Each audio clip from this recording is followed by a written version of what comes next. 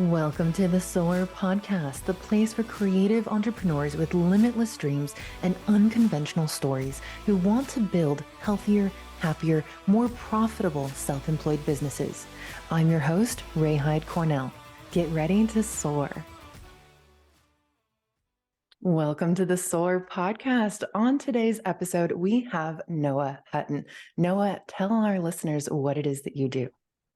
Hi, my name is Noah Hutton. I own NTH Productions. It is a production company. I'm in Warsaw, Indiana, which is kind of northern Indiana. And I kind of break up my business into three parts. So I do real estate media. So that's listings, Airbnbs, rentals, construction, things like that. I also do events, so corporate events mainly, fundraisers, golf outings, conferences, leadership summits, things like that. And then the third part of my business is kind of the catch-all area of my business. I call it corporate or commercial media. So that's brand videos, that's social media content, anything else that kind of I work with a business to do video and photography content. So you have some very specific niche areas, and I want to get into that today. But before we do, tell me about how you got to this point. Like, where did you start and how long has it taken you to build this really successful, thriving production company? Yeah, so I actually started, I'll go back a little bit. So during sophomore year of college, I was in college right when the pandemic hit. That was my sophomore year. And over the summer, I had an internship. And one of the things that I had to do was graphic design. And I was terrible at graphic design. So I wanted to learn graphic design, but I didn't want to just do it because I wanted a purpose behind it. Yeah. So I started a clothing brand to kind of put my graphics on the clothing. That business went nowhere. It wasn't successful, but it was still it was kind of my first jump into entrepreneurship. And I realized I really enjoyed it. I really enjoyed working for myself. And so my plan coming out of college, which was actually last May is when I graduated, so about a year ago, my plan coming out of college was move out to LA or move out to a different big city, work in a marketing agency, work at a business, work in marketing, do real estate media on the side, because at the time I just started doing real estate media back in March, and I really enjoyed it. So I was going to do real estate media.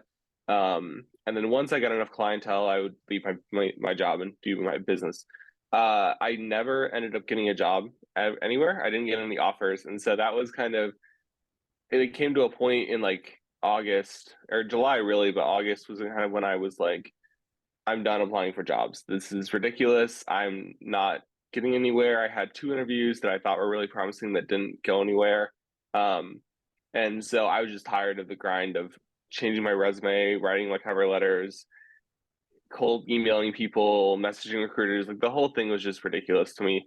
And I still think it's kind of ridiculous, the amount of work that people have to do to find a job. And so I kind of made a decision in August, September of last year to not do that anymore, and just focus on my business. I'm still living at home now, but I had kind of that to go back on, but just focusing on my business and growing my clientele. And I started to get a little bit of traction in the fall, but for real estate, that's the slow time. So my goal all fall was just build seeds, or plant seeds, find clients, find people that I could work with, and then this year has really been where a lot of those seeds that I planted kind of have come about, and I've worked with a lot of clients now. So that was kind of my journey last year that kind of takes me into now, of just not really having anywhere else to do. So I was kind of forced to go into entrepreneurship in a way, but it was a tough decision, but it was a good decision overall, in my opinion. I love your story because it epitomizes so many things that I'm sure people who have listened to previous episodes of my show hear me get on the soapbox about quite a bit. When one is the system is idyllic. It's, oh, this is how it should work, but it doesn't actually work out that way in a lot of people's favor. And then the other part of your story is that you created an opportunity for yourself rather than waiting for an opportunity to come, rather than feeding into this system that promises you opportunities but never delivers. You decided, no, I'm going to actually go and create my own opportunity by creating my own business. And you're so new to owning your business, and yet you wear your entrepreneur status with such pride and confidence. Where does that come from?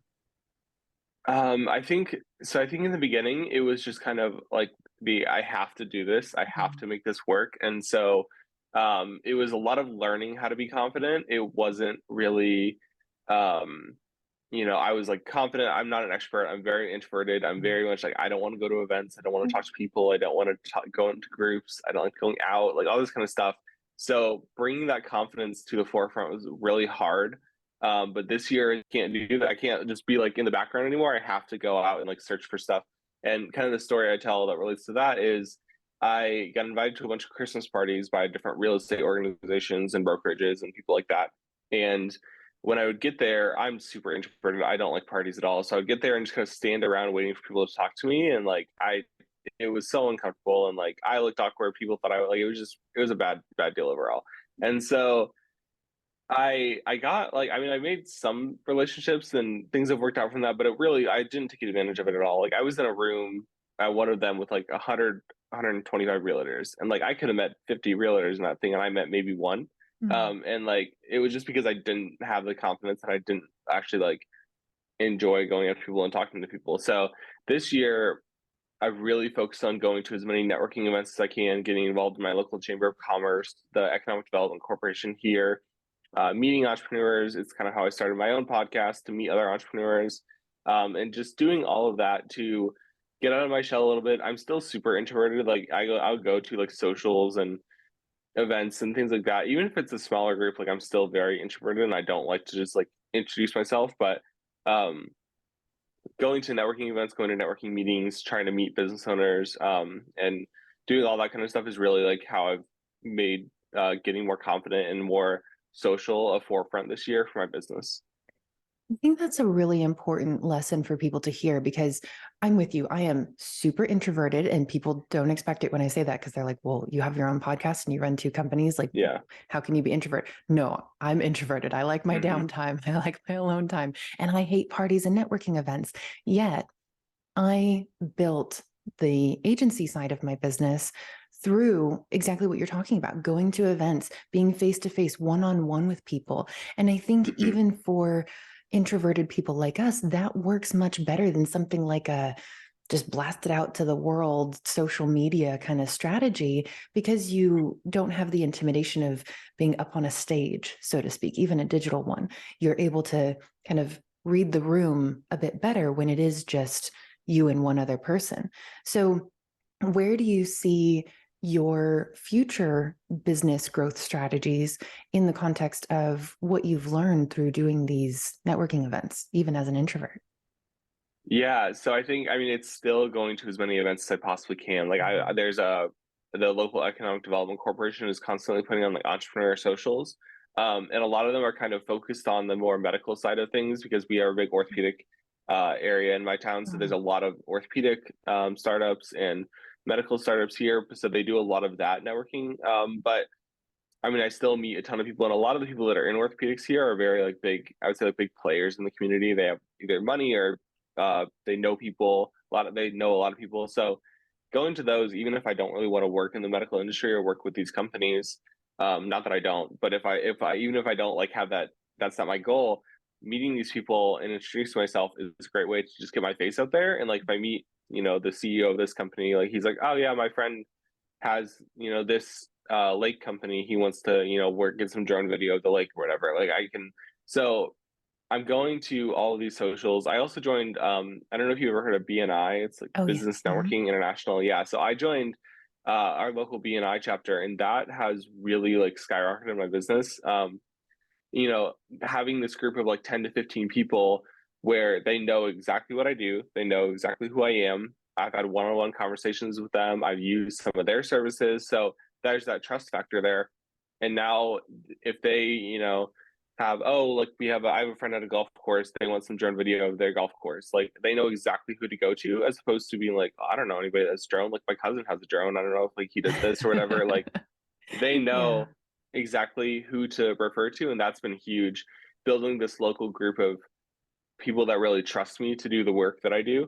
And then these people, one of them is a realtor, one of them's a mortgage broker, one of them's insurance, one's a financial advisor. Like those are very like well networked jobs, especially the realtor, me being in real estate. that helps a lot too. Like he knows all the realtors because he worked with half of them in the town. Mhm. So going to this group has really kind of skyrocketed my business, and I'm still going to continue going to as many networking events as I can.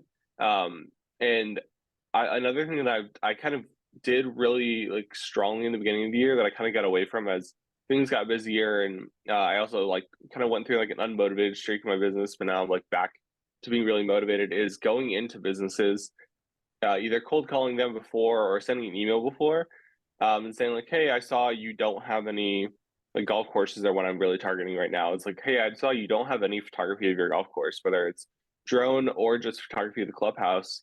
I'm a real estate photographer. I'm also a drone pilot, licensed, fully insured, the whole thing.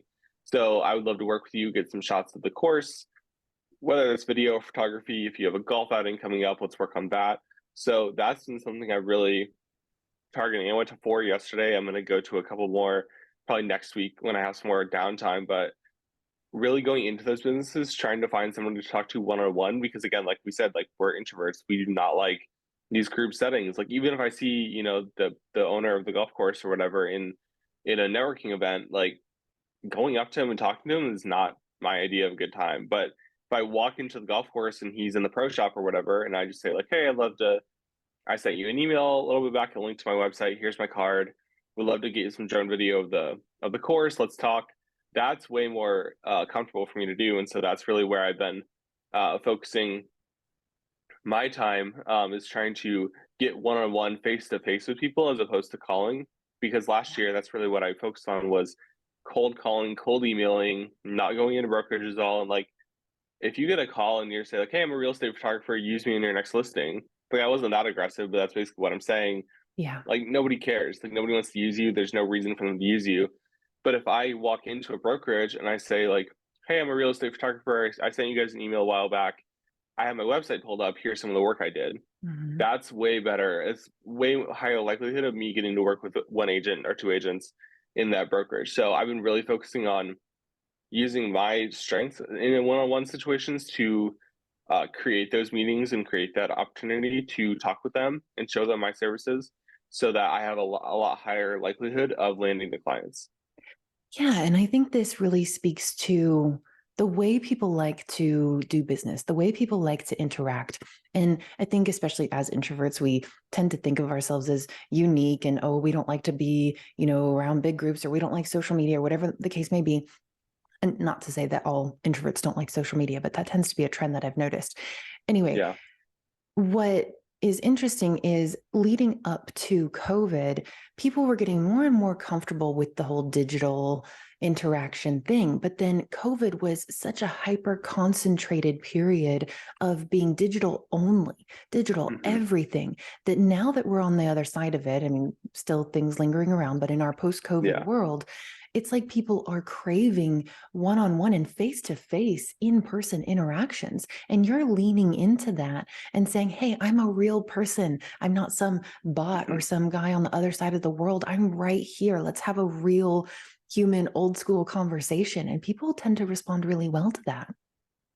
Yes, absolutely. And like when you were talking about that, like I was thinking of all the like PR and marketing companies that pitch me. They're like, "We'll get you 150 leads. We'll like do all this." And I'm like, I Yeah. don't know how that, like I don't even, I know it works for some businesses, but like I don't even know how that would work for me because like I don't want to cold email 150 businesses with that no personal touch. Like I don't get it when like Yeah. these like lead gen businesses, and for some industries maybe it works better than others, but like for me, like I have to be one on one because right now it's only me. Like I'm Yeah. not sending, like I might in the future like send somebody else to go work on a project if I have a bigger company, but right now like they hire NTH Productions, they're hiring me to go out and shoot the house, shoot the golf course, shoot with their business, do some content there or work their event. Like they're hiring me and only me. And so Yeah.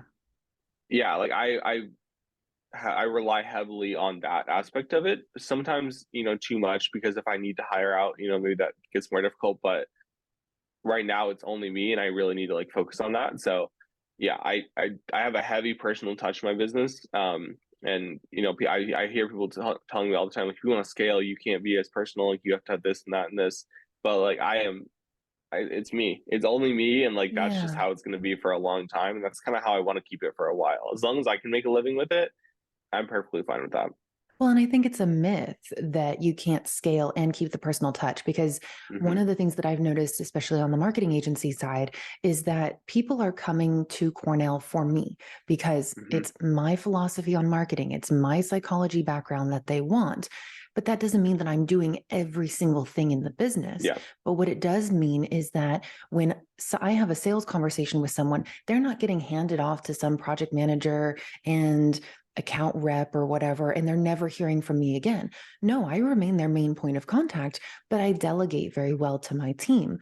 And Hmm. nowadays, that's what people want. I can't tell you how many conversations I've had with people who are like, wait, am I going to just be handed off, or are you going to be my main point of contact? Because I really want to work with you. They're tired of this model where one person sells them, they like that relationship, but then poof, as soon as that company has your money, that relationship is gone because that sales Yeah. rep is on to the next relationship building. So Yep. people are craving relationships and they're craving that personal interaction, but no other businesses are really understanding and providing that. Hmm. Yeah, and that's another thing that I've kind of thought about is I've thought about this, and other people have encouraged me to get some sort of an assistant to work on my business, whether that's social media or emails or like finding clients, things like that. And I think I've literally said like I need an assistant. Like I don't have enough time to do everything, but I also like I do not want to make them like I don't if they call my number, I don't want my assistant to answer. I don't want my assistant to be answering emails.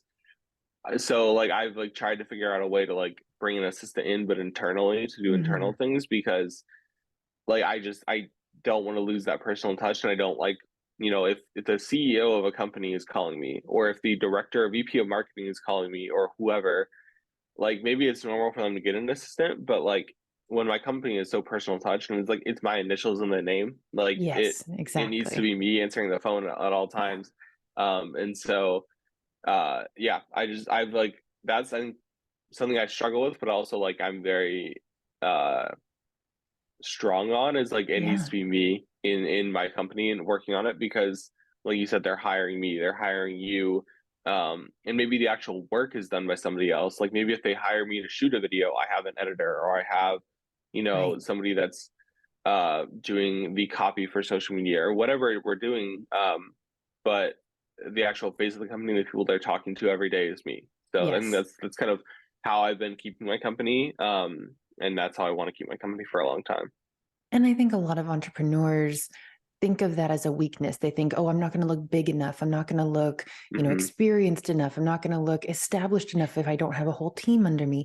But really, that's a myth. And it's all about how you present yourself, which that's another thing I wanted to ask you about. Since you have built your business on networking events, the one thing that you really need when you're going to do a strategy like that, it's not a website, it's not a business card. What you need is an elevator pitch. And I swear Hmm. that seems to be the hardest thing for a lot of entrepreneurs to figure out is how do I explain what it is I do, who I work with, and how I can benefit this company rather than going into networking events and going, hi, my name's Sally so and so, and I'm a writer and leaving it Yeah. at that. You need to leave them with something that, to your earlier point, they can then repeat to their network so that when someone is looking for, in your case, drone photography or drone video, they think, oh, I know someone and this is what he does and this is who he helps. Hmm. So, how Yeah. did And you one come of up with yours?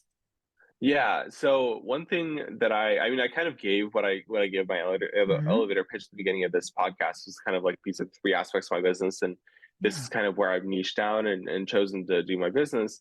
One thing that I have been doing very recently, and kind of will be doing going forward is when I cold email a business specifically, I will say like I'm a photographer, videographer from Warsaw, Indiana.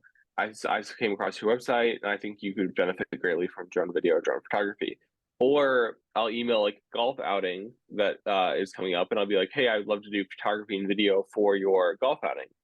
But like 90% of people don't know what video could do for their golf outing, or what like photography looks like past just capturing photos of people. So my second paragraph in that email, and like trying to keep it as short as possible, but also like providing enough detail, is this is what photography looks like. Photography looks like capturing sponsorship events, sponsorship signage, people at your event, people on the tees, people on the greens, drone photography of the event, things like that. Video looks like a recap video of the event, social media content related to your sponsorship opportunities, or a video of the golf course and just kind of some drone shots to kind of recap the event. So I will give them like specific things that I have in mind to deliver to them. And then if they say, okay, we would love a recap video for the event, then I can actually like I already have what they want, and it's not necessarily a second call like, okay, what do you want? Because they don't know what they want. They don't know what video looks like. They don't know what I can do. They don't know. I specifically say like I'm fully insured, fully licensed drone pilot because they don't know like what that all looks like, and that gives them like more confidence in me. So like all these like little details Yeah. that I provide kind of help that conversation along, or at least I'm hoping it will. I just kind of tried out that first strategy now, but I think it will because it already gives them a starting point of like, okay, we would love photography. Like we don't necessarily need video right now. That sounds expensive, and it can be kind of expensive. So let's just do photography right now. What are your rates? And we can go from there. Or, oh yeah, we would love a recap video. This would be great. We've kind of wanted to do a video for a while. We didn't really know where to start. Let's move on from there. And so I kind of have my elevator pitch of those three aspects of my business. Depending on where I go, it's usually I only talk about one of them. So if I'm going into a brokerage, I'm not mentioning event media or commercial media. And then if they ask, hey, we want some social media content, then I can talk about it. But if I'm going into a nonprofit talking about their awards ceremony next summer or whatever, I'm not talking about my real estate stuff. So yeah, I basically have those three, and then I try to find specific solutions that will fit the client, and that kind of helps the conversation along. You're giving them those specifics that help them envision what they're going to get out of working with you. And it makes it more concrete. I think that's really important as someone is crafting their elevator pitch. The more concrete you can make it and less generalized, the better. So I want to dig in more to how you niche down into these particular areas, but we're going to take a super short commercial break and we'll be right back. Hey, this is Ray. Ready to build a business that supports a life you love, a life you've always dreamed of? It's time to stop passively dealing with what's right in front of you and start deliberately designing your own future. That's exactly what we do in private business mentoring. You and I work together to create a completely custom to you business model that gives you everything you want and need while protecting you from stress and burnout. Ready to get started? Go to chironconsulting.us/mentoring to learn more. There you can also book a free call with me so we can start getting to know each other and see if mentoring is right for you. Plus, I love working with early stage entrepreneurs. That's why my mentoring packages are priced so low. I want you to soar. So don't worry about having to shell out thousands of dollars. Not here. Just go to chironconsulting.us/mentoring to learn more. We are back with Noah Hutton. So Noah, you have very quickly niched into very specific areas of real estate and commercial photography and video. A lot of entrepreneurs who are, let's say, early stage, they're afraid to niche. They're afraid to get too specific because then they think they have this like FOMO tendency to think, oh, I'm missing out on this opportunity, or what if this industry is actually better for me? I don't know. I want to be a Jack or Jane of all trades first. How did you decide to niche down? First and foremost, what told you that was the right strategy for you? Yeah. So before I talk about the way that I'm niche, I advertise my niches, but I also will take on other jobs. So Yeah. for example, like it's kind of funny. I had a part-time internship for 2 years. It was a year after college. And I just left May 5th. So I'm very fresh out of that. I'm full-time in my business now. And they actually reached back out to me and said, hey, we have a bunch of new people coming on our company. Can you do headshots for us? I don't advertise headshots. I don't like shooting just portraits and things like that for people. It's not really something I want to do full time. But I have the stuff to do it. I can do it. So I was like, yeah, sure. Here's my rate. And I kind of pitched them a rate that may be higher than I thought they would accept, just because it's not something I'm comfortable for. It's not something I want to put my time in. So I threw out this rate, and they're like, yeah, it's good. Let's do it. And I'm like, You oh, had to okay. make So it I guess we're doing worthwhile this for now. yourself. Exactly. So Yeah. I do that, and I do projects like that but there are certain like areas I don't even touch, like weddings, I just will not Mm, touch because that's just a lot of stress and it's a lot of time. But back to the niching thing. So I real estate, there's all the things that I've kind of niched into are just things that I had the opportunity to try. So mm, back in March of last year when I got into real estate, it was just I had gotten out of a group in college called Dance Marathon that I was a really big part of. And I did a lot of their video content. I led kind of the video team in a way my last year there. And that was where all of my video work was coming from because we were a full year round organization. We were doing a ton of video work. And so after that, after I like graduated from Dance Marathon, which is first semester of my senior year, I had no video work. I had no opportunity to do video work. I wasn't shooting anything. So I was like, I need to start shooting again and get stuff on my portfolio.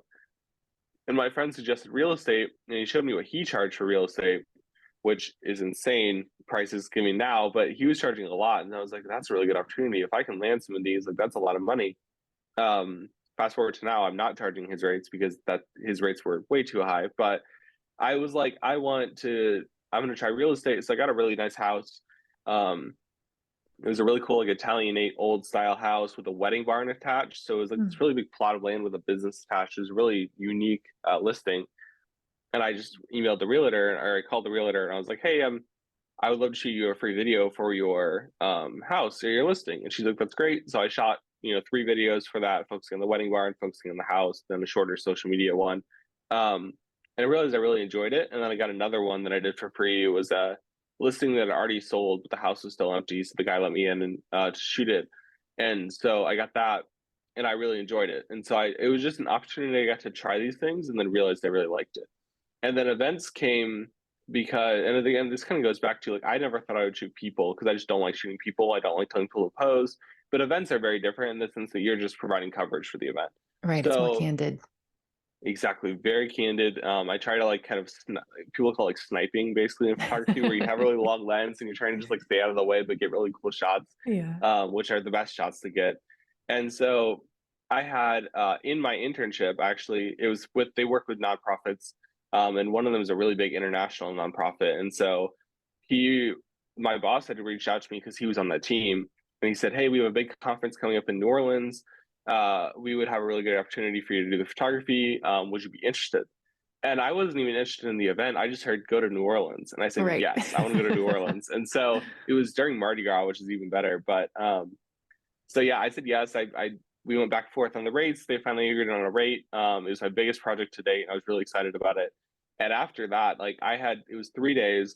And on that third day, I literally did the award ceremony and then was in an Uber to the airport. Like it was that quick, but I felt like I was drained. I was so tired after that event. It was such a long day, long nights, but I literally would have gone on a jet to another event. Like I would just done it again all over again. This was so fun and so exciting. And so that was really when like I really wanted to push events really hard in my business. So um I've been like really pushing like going to events and doing events, and I've got another conference that I did a month ago, maybe 2 months ago, and that was really exciting. So started pushing events there, and then the commercial media side of it that I chose, like I have as my other like part is really just any other opportunity I get. Mm. So like I've talked to people about doing like documentaries or like brand videos for like nonprofits or like videos for their golf course or videos for like real estate agents who want social media content. So I talked to them about that. So like that's kind of the catch-all of my business. And so that's kind of where I decided to niche into those three. But it was really just kind of I tried an opportunity, I really liked it, and I put it in my business instead of um, you know, trying a ton of different things and just trying to figure out what works. Like I had opportunities come up, really liked it, and decided to pursue it more.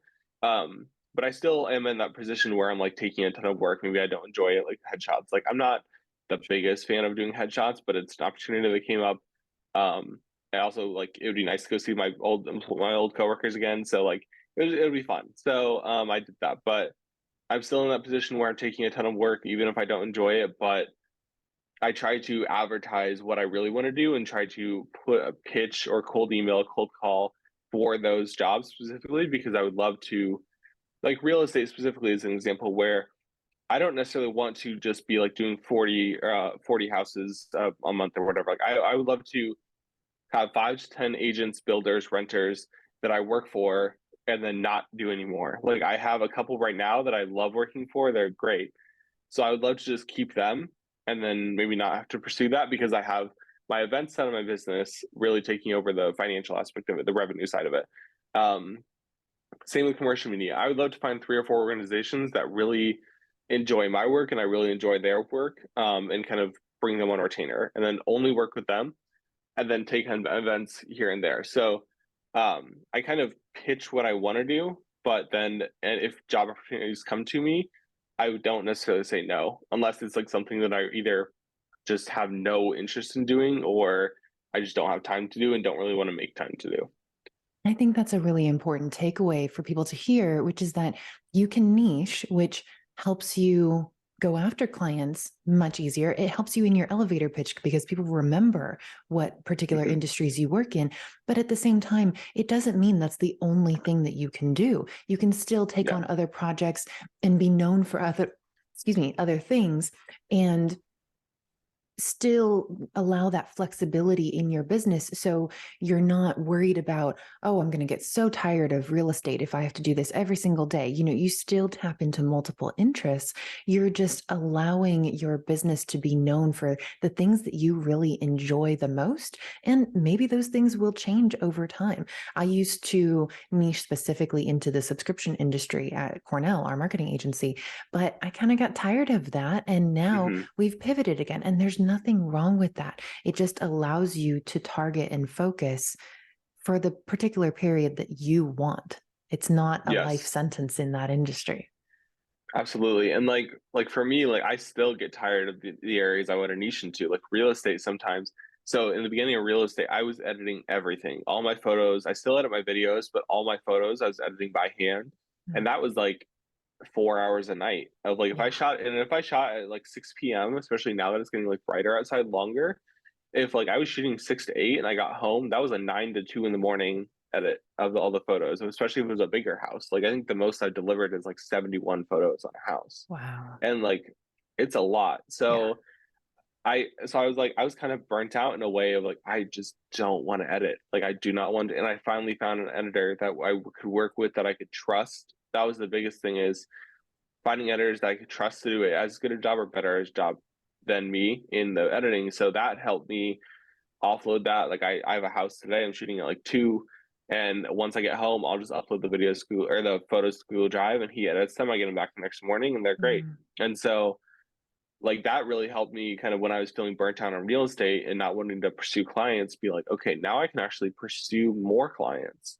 Like I have those agents I really like to work with, but there are other agents in town that don't do any professional photography that can be really big for my business. Let Yeah. me go after them now. And I have that opportunity to like maybe shoot 2 houses a day on a day I don't have an event. And then I can, bring in the revenue that way. So I have burnt out on certain things in my business that I thought I wouldn't ever get burnt out on, but I've also pivoted, like you said, and found ways to adjust how I'm working. Same with podcasting. So I have my own Mm. podcast. I got so burnt out on that, and I'm currently like recovering from that burnout phase of I get like it was Sunday it. night, and I'm like, I don't really want to edit my podcast episode right now, but I have to have it out on Monday morning. Like that's Yeah. when it comes out. And so now I kind of transitioned because like I was going all in on podcasting. I was Mm. doing the clips, I was doing the graphics, I was doing the all the show notes in the world, I was doing the multicam, I was doing everything. And like I really enjoyed it at the beginning because I learned how to do all that stuff. Like I didn't know how to do multicam, I didn't know how to do all these things. And so I was learning all that. But I got so burnt out on it, especially when I like had other jobs and then I had to do my podcast. I was like, or do this. And so again, transitioning how I was doing my workflow Yeah. to um to make it a little bit easier on myself. And then maybe in the future when I like have more of a business built up, then I want to get back into like really hardcore podcasting, like putting it as a focus to my business, then I can hire a producer, hire an editor and or hire a social media manager that does that kind of stuff and push that out because doing it all on my own, that was again like a full day of work to get a podcast episode out. And so, yeah, just transitioning when you feel burnt out is really a good way to get out of a burnout. And what I really want our listeners to hear in everything that you just said is this. I think you really embody the spirit of entrepreneurship, which is I'm going to figure out what I want. I'm going to go after it and make it happen. And I'm going to adapt my business to suit me and my life. That's really what you're doing. Because if you start feeling burnout on something, you can pivot. If we're in a traditional employment role, we can't do that. We have to stick with the job, maybe talk to our manager, supervisor, hope they do something about it.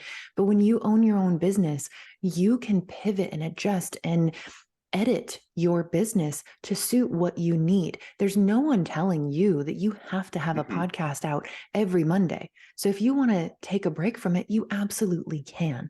And that's Yep. the beauty of doing what we do. But you also have to have those other things, the tenacity, the commitment, and the I'm going to make it happen attitude.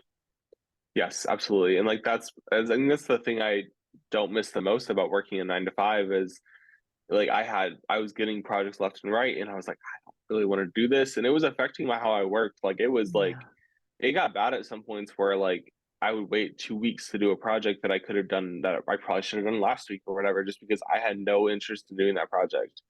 But I didn't have the liberty to choose that project.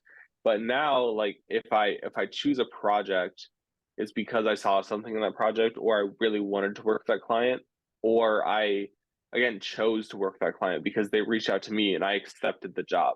So there's kind of that element of it, as opposed to my boss sending me a graphic to make when I really did not want to work on graphics, or sending Exactly. me a webinar to edit when maybe I wasn't a fan of editing webinars at the time. And so yeah, I really like owning my own business for a lot of reasons, but the main thing is just being able to choose how I work and make those decisions, and also not answering to anybody. I think that's something that I've really struggled with, is feeling like sometimes I have to answer to people, even in my Mm. own business, like my parents or friends or like people I look up to. Like if I see them doing something, or if they think that my business isn't doing well, or I shouldn't take that job, or I should take that job, or whatever, I shouldn't have the liberty to decline that job.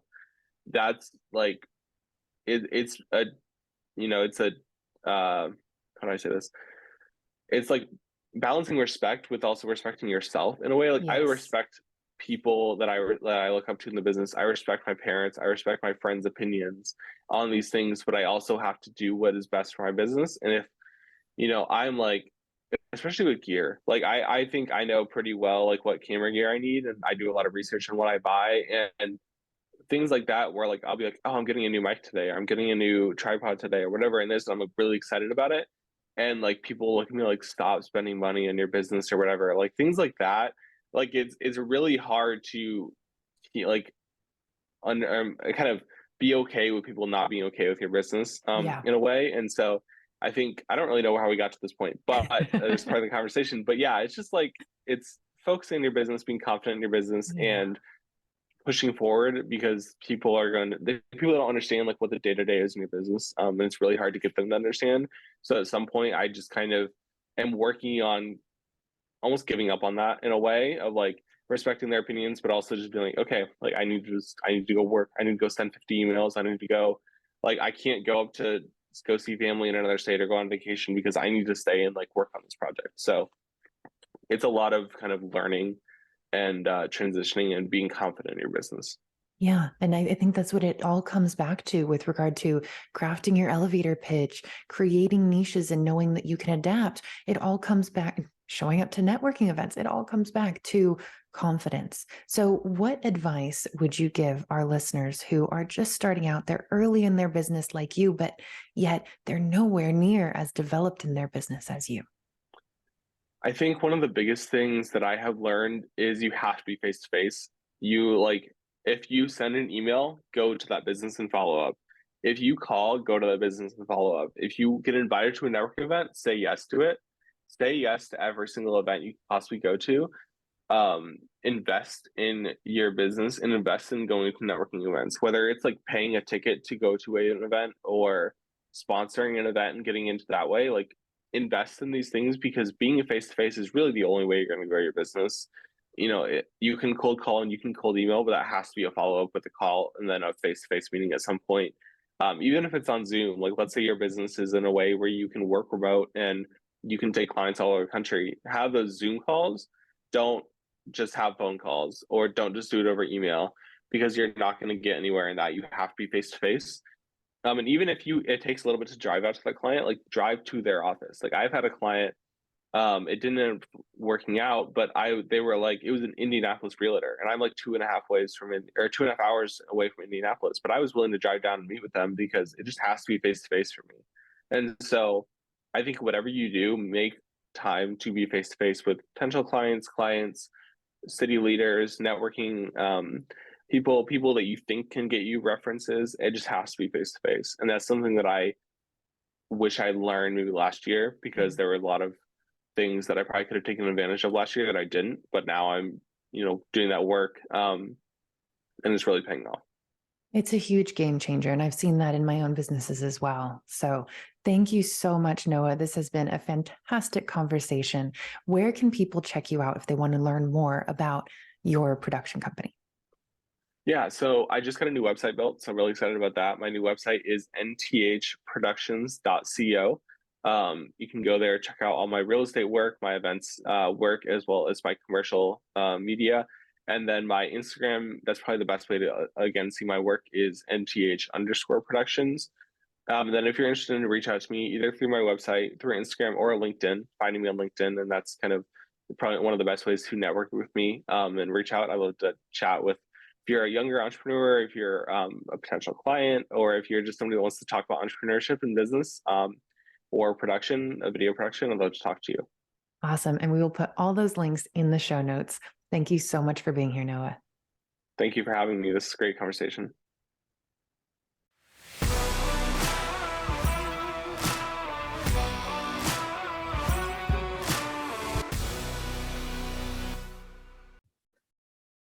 Hey, Ray here again. Thanks for listening. If you liked this episode, please subscribe and rate us in your favorite podcasting platform. Want to be a guest on the show or know someone who has an amazing story of entrepreneurship? Apply on our website at chironconsulting.us/podcast.